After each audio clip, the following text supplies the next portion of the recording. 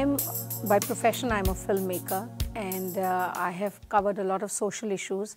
I've traveled the length and breadth of the country, India from where I come from, and along with its neighboring countries, South Asia and Southeast Asia. But as a filmmaker, you move very fast from one subject to the other, and you hear a lot of stories, and you want to go back to the communities you have interviewed and the voices you have brought with you in the film. But unfortunately, you never go back. So like I did a film on saris of India, which is the national dress, and I was really taken in by the woes of the weavers, but I could never go back to the weavers. And then at some point of time, I decided that I think it's time to pay back to the society, and I started my own NGO. And I decided to work close to Delhi, where I live, which is the capital of India, because then it becomes easy to do your own thing as well as do something which you're very passionate about, work with certain marginalized communities. And I was really surprised to know that just 75 kilometers away from Delhi, there was this 1.2 million people whose voices I had never heard. I didn't even know that this community existed so close to Delhi, so close to the millennium capital of Delhi, of another state, which is Gurgaon, where you have all the big multinational bodies, and you have the Gillettes and the HPs and the Microsofts of the world. And just 40 kilometers from there is this huge community which was totally isolated and marginalized. And then I started working with them, and I started, my first project was in the field of education, because when I went there in 2000, the literacy rate amongst women was just 9%. Yes, just 9%. And amongst men, it was just about 25%. I'm happy to share with you that after 10 years, when we had our census recently in 2011, the literacy rate, although very dismal, but has increased to 37% amongst women and 54% amongst men.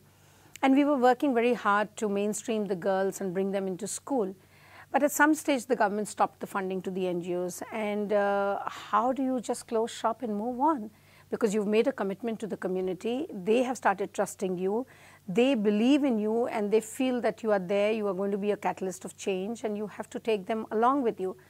And fortunate for us that is the time when the government of India had opened up its licenses for community radio to the non-profit sector. And I applied for it, and I got my license. It's a tedious process, but still I got it in 18 months. And then we decided to set up this radio station. And because I work with the Muslim community, I was a little nervous initially, because I thought that they may not allow me to run this radio station here, because they don't even allow their women to watch television. Only 5% households have a TV set at home. It's a very obscurantist and very conservative society where I work in, where women have a very low status in the family and are not part of the decision-making process. But you know, what we did was that we started building a stake of the community in this radio station. We started talking to people, and we started finding out as to where they can access the schemes of the government, what kind of exploitation is taking place. And we realized that there was a lack of information. People were where they were because they didn't have information or access to information. And that's what I think made a difference. And today, my radio station, we are 2.5 years old. All the reporters are from the community. We are broadcasting for 12 hours. When we started, we were broadcasting for only 2 hours. Today, we broadcast for 12 hours. And still, we feel that we need to increase it to 14, because there's so much demand, there's so much of content being generated. And it's a very empowering process. So in brief, that's what I do, and that's a little about my radio station.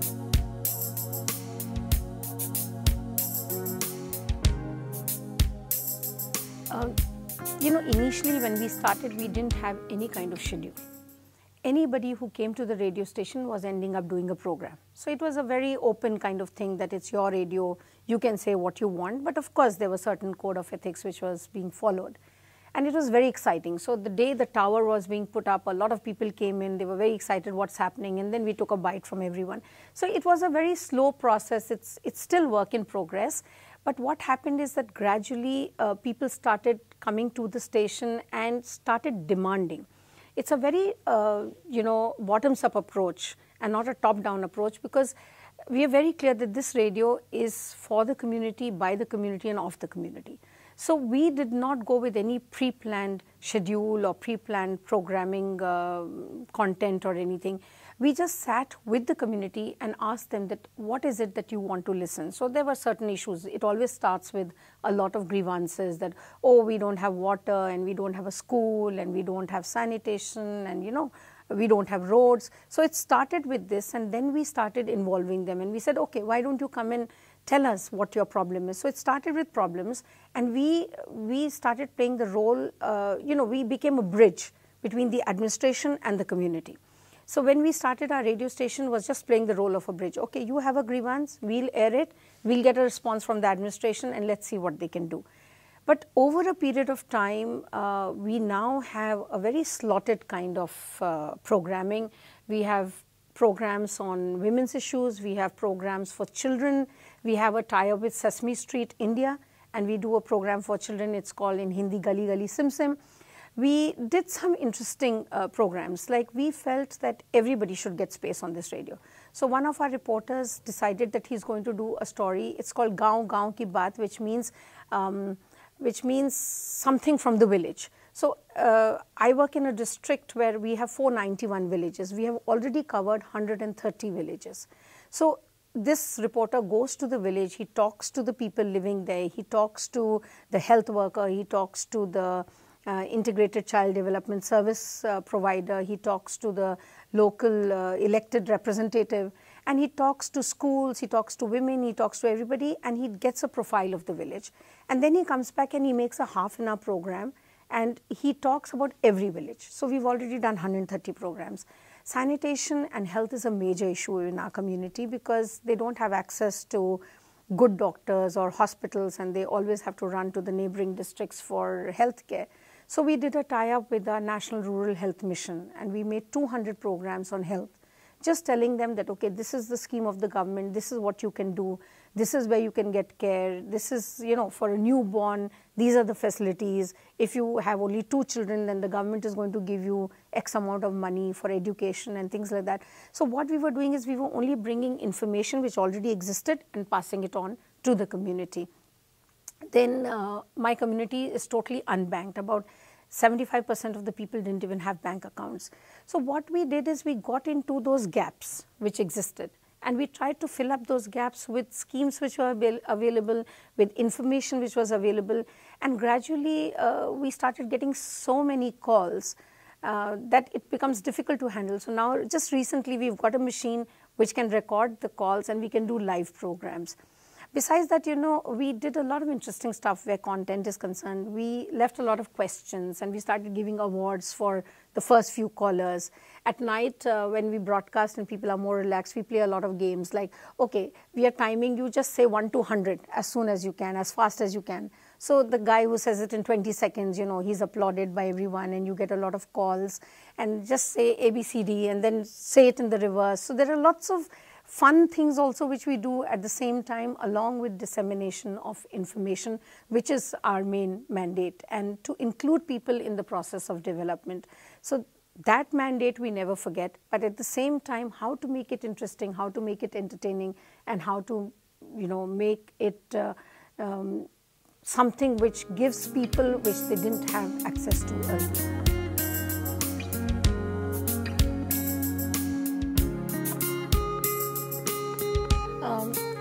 So the last 3 years, now this will be the 3rd Sammelan. We call it a Sammelan. It's like a big meet of community radio stations, operating community radio stations. So the government of India started last year a national award for, in this sector, in the community radio sector.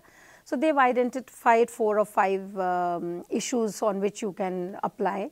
So it's promoting local culture or innovation or a thematic issue or sustainability. And I didn't know that we were one of the most sustainable radio stations because we were able to generate a lot of interest. We were able to bring in the community to participate in the radio station. And we did a few things which when we started writing, we realized that, okay, we did this and we did this. So first of all, for us, when we put in our application, we talked about the location. Our radio station is located right, you know, at the entrance of this district. It's in the administrative block. and it's very accessible. So we realize that location becomes a very important part. How do people reach you? Even if they want to say something, they should know where you are, and it should be easy for them to reach you. Number two was the content. The content has to be need-based and community-owned.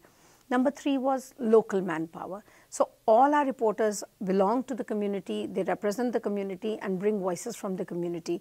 Fourthly, equipment. People talk about a huge investment, but we had very limited funds. So we decided on our own what we need and what we didn't need. We didn't go by a structured thing. Okay, we have so much money, so let's start with just 2 computers. So we were able to do our equipment in less cost. Lastly, we've been able to build an ownership. So once the community thinks that the radio station is theirs and it's not ours, then life becomes very easy. So we get lots of people walking in and, even just reciting a poem or singing a song or telling a joke or sharing something that happened in their lives in the morning or in the afternoon. That is what made it sustainable in terms of content. We won the Sustainability Award. And for me, sustainability is not only about financial sustainability. It is about sustainability of content, of manpower, of technical expertise, and of programming. If tomorrow I want to just decide that, okay, I cannot make this distance of 75 kilometers morning and evening, will the radio station close down? That is a question which we are always living with. When we asked this question to the community, they said whether you're here or you're not here, the radio station is going to run because it is our radio station. And I think that is the point when you realize that no, you have become sustainable. The radio will continue irrespective of me or my station manager. The community is going to take it forward, and I think that's why we won the Sustainability Award. Okay. And Radio Mevat is also part of the Community Radio Association, if I'm correct? Yeah. Just a few words on what the association does for its members. The Community Radio Association is still in its infancy. It was started only in 2011. But we were very clear about one thing, that only operating radio stations will become members of this association. Because when we are talking about voice of the voiceless, I think in itself we are also a community of radio station operators who need to be heard, who need to lobby for certain issues, who need to lobby with the government for certain policy changes. Like we are not allowed to broadcast news. When the print media can be allowed to broadcast, to print news, when the television channels, private television channels can be allowed to have stake in the news segment, then why can't community radios be allowed to broadcast news? Because ultimately we need to make our community more aware. So issues like this, and then bringing about changes in the policy and creating some kind of movement in this community radio movement. So the purpose of the Community Radio Association was to sensitize people about community radio, to increase the stakeholders in the community radio, and to get more and more people to set up community radios and target the communities they were serving. So with that mandate in mind, we set up this community radio station, and I'm happy to say that out of the 143, we have about 100 members already, and it's growing. And we've been able to really lobby hard. In a short time, we are on the screening committee of upcoming radio stations. We are part of the committee which has been formed to rework the guidelines of setting up community radios. We are doing a lot of community radio consultations, awareness consultations for the government of India, and we are already doing 3 in different parts of the country. And we are trying to give more strength to this movement through our Community Radio Association.